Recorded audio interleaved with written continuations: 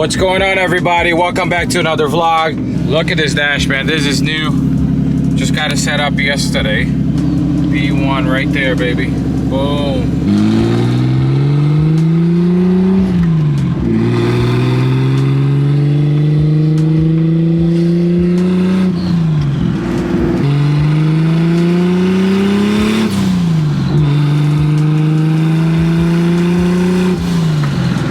This thing's driving nice. The only thing that's not working right now is the boost, but other than that, everything else is dialed in. So guys, we just got here at Hive, our friends in the area. So if you're looking for a whip, just come check this out. They have crazy inventory, a lot of JDM stuff. So I got the Beamer right here. Take a look at that, it's looking fresh, baby. Man, you gotta see this, it's just bananas. It's nuts, dude. We got an R34. I don't know much about this car, but supposedly it was Paul Walker's car. Well, you got R34, R35, a top secret. Look at this thing. It's a white top secret R32. And this car is so clean. And then you come back here. I seen this at SEMA the first time. When I first saw this, this was like the car of the year for me when this came out. So this is all carbon fiber, the entire car. I'm talking about the seats, hood, front bumper. Look at this, how clean this is. It's just insane. The wheel setup, it's like, I don't know, this is like a dream build for anybody that loves R32s. The amount of craftsmanship. Look, even the floors, I don't know if you guys can see it. Here you go, it's carbon fiber, dude. Those seats are just amazing. Look at this. I think this probably opens the hood. The way they did the dash and the stitching, all the leather around it. I'm talking about the entire car. It's carbon fiber.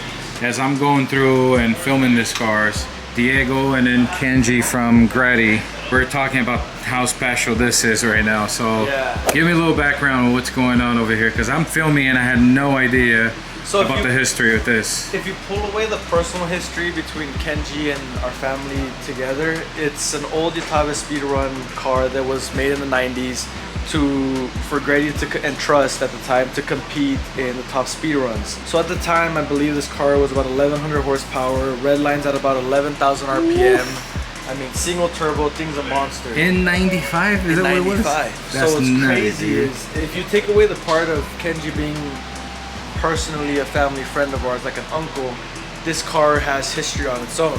Then you take into the effect that this was Kenji's very first project, Grady.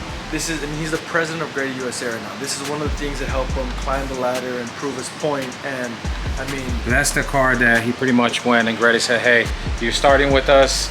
We need you to go training on this. So was this in Paraguay when you went for training, or no, somebody bought it? It was in Japan, so he went to Japan. This was in Japan. Back in the day, Grady and Trust used to run Le Mans with Porsche. They used to do a bunch of different events. So there was a team of, I think, about 6 to 7 people in total, including Kenji. They were building this car at the time for those runs. So this car was in Japan. Kenji was part of it, built it, raced it, and then they sent them back to the US, and this car stayed in Japan. Went to an auction for a little bit. After it went to a museum, it went to an auction and ended up in Paraguay.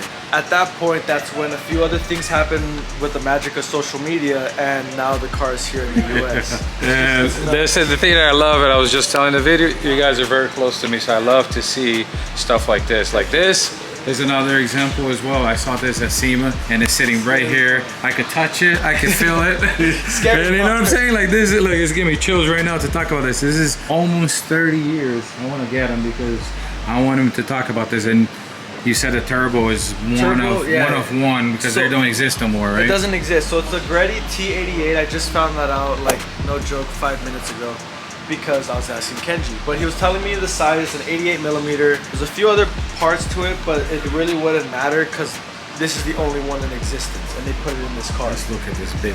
Look at this bad boy. I mean, it's something as simple as a turbo. They went the extra distance. What is it making now? Like, have you guys? And I know it's probably like old parts, and you guys are not pushing to the moon. But is it? Does it feel like it's 600, 700 horsepower? What does it feel like when you guys drove? 100% healthier than it was when it first came in from Paraguay. Top Drive, they do an amazing job at Parawhite, but it still needed some work done. Kenji refreshed it up. I think we got some conservative numbers on the dyno, but I think right now comfortably it's pushing 600. So I mean, you're talking about 600 horsepower comfortably on a block that's probably rated for about 1500. It's fully built car. It's been like this. And is this the original build from where the car started? Do you know, or do you guys have history? It is the original build, except for one thing. The only thing they changed, and it was still in the 90s when they changed it, is it used to be a twin turbo car when they were doing different kinds of runs, and then they eventually traded it to a single turbo. That's really the only thing, but that also was fixed in the 90s. I don't know if you guys can see this. This looks, to me, the only thing I can see old school is this. Because everything's black nowadays. Yeah. But that's that. And I still have some of these on some of my cars, so and if you don't look at the weathering, it's brand new. And the color, this is so 90s, and we're talking about almost 30 years that this guy worked in this car. Tell me about the interior, man. What's going on in there? Because I filmed it before, and I'm like, what is... You know, it definitely took me back to the 90s, man. Look at this. So I'll never know as much as Kenji, but it's Greddy and Trust's signature colors. The yellow, the blues, all of that stuff is signature to Greddy and Trust, especially back in the 90s when they're trying to promote their colors. Even if I look through on the other side, there's some magazines that I could show you too, but you're talking about some reupholstered seats from Glacier, and then you're talking about an OS Geiken 6-speed tranny, sequential. Got a Momo steering wheel. Even if with you the mouse button on it. Oh yeah. Where's the horn? There's the horn. If you look at the crazy part right there, is it's a custom Greddy gauge that looks at 11 grand at red line. No, and 13 380. 380. Is that right? The speedometer says 380, which I don't know in miles. So the cool thing about this car is, on top of the fact that it was made to go over 200 and how fast you can get 200, it's how long you could stay at 200. So this car is like, this thing's a dog. It gets down. The question that I have, because this guy's, if everyone here is a car guy, are you guys gonna keep it or are you gonna sell it? That's the question of the day. I don't know, you gonna get rid of it or you gonna, plan is to keep you're gonna keep it? The Japanese cars are I know. I was gonna ask because I'm like, man, I know. You find something like this is one of a kind, and the history behind it is just nutty. This is Brian, guys. So I'll say a big reason why all these cars are here. Yeah. So a lot of the special cars. He works for Top Rank. The white car we're just talking about, Diego was going over, but there was a guy in Texas. So can you share a little bit of the story of the white one and maybe the blue one? Because I know you're involved with the blue car as well. The top secret car was in Japan. It was built by Smokey for the guy in the board right there. When he's coming back to the US, we imported the car for him. I mean, he had it for a little bit until he met the guys at Hive, and they ended up buying that beautiful car. It's called Yuki-chan, which means snow princess in Japanese. Hell of a car. Right in front of it, though, is the Bayside Blue Motor X R34 GTR, and this is a super special car. This car has a really interesting history. The guy that bought the car was in the US military. He bought the car brand new in Japan in 2001. Went into a Nissan dealership, ordered it, and the car actually comes with all those special order forms. It's a V-Spec 2 in Bayside Blue, which is a very, very desirable car. But then the guy actually, after his serving in the military, was moving back to the United States. He linked up with a company called Motorex to federally legalize the car here in the US, which is one of 11 or 12 Motorex cars that actually got finished. He owned this car his whole life up until the time that we got it and sold it to Hive. Prior to Hive, a one-owner car. How often? I see these cars, but I don't see a lot of the V-Specs 2. Yeah. You're used to these cars all the time. How often do you see V-Spec 2s? Yeah, so the V-Spec 2 is a really rare car. It has some really cool features like the black interior. It has the carbon hood with the naked duct. The V-Spec 2 is kind of the one that you want. They built a V-Spec in '99 when they built all the rest of the cars.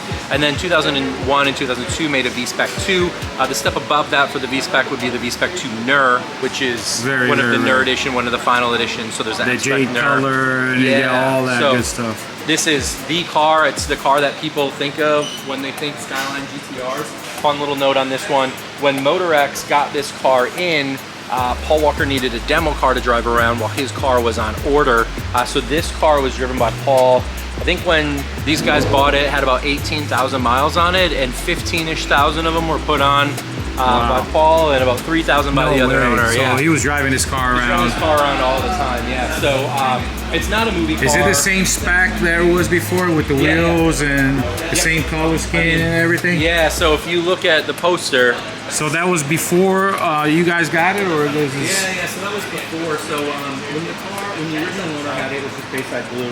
BF Goodrich wanted to use the car for SEMA. They made it look like that. One big giant thing that we're not talking about, this guy just last year, and I gotta give you props for, he picked up a 400R, which I never seen in my life. Me neither. I saw the first time we were doing, I had my Supra, we were doing a commercial for BF Goodrich, and I ran into him there with that car, and I'll tell you, it was 1 out of 40 something cars. I think the way you described it. 44, they say, 40 documented, but that was another weird story. I talked to the guy for almost 3 years about that car. He didn't want to sell it, and then one day he called and was like, you know what, I'm getting rid of all my cars.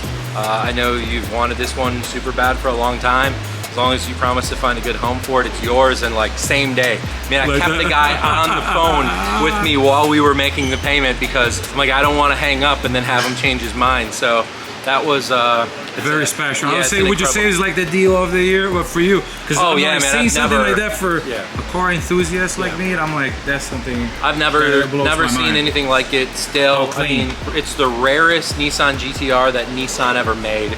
There's the Z-Tune, which isn't a real car, we call it. It was after the fact car, in 2005, Nissan bought back a handful of R34s and turned them into Z-Tunes. But the 400R is special because it was produced from the factory as that car, which makes it the rarest of all of the Skyline GTRs. Where are those wheels? Because the wheels too are like what? Oh yeah, the 15 grand. I think they're like 15 grand, 20 grand for those wheels. Like that's one of the deals, man. I appreciate you giving a little background story on some of this crazy cars. I was just telling Diego, I was filming this and I'm like so busy here. I'm looking at this. I'm like, it's brand new car. Yeah, it's nice. Like, it's a great car. I don't even see this as I'm filming this stuff right here because it is just so crazy, man. You're used to it, but I tell you, this is good to have a home right here in San Diego. See them every day.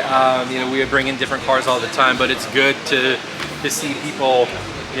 Like we brought these to Cars and Coffee today, which is great because a lot of collectors, would shrink wrap these cars, put them on a lift, and no one would ever see them again. But the fact that these guys bring them out, drive them, make them available to, show it to the community as well. Yeah, it's really great. Oh man, hey, I appreciate your time.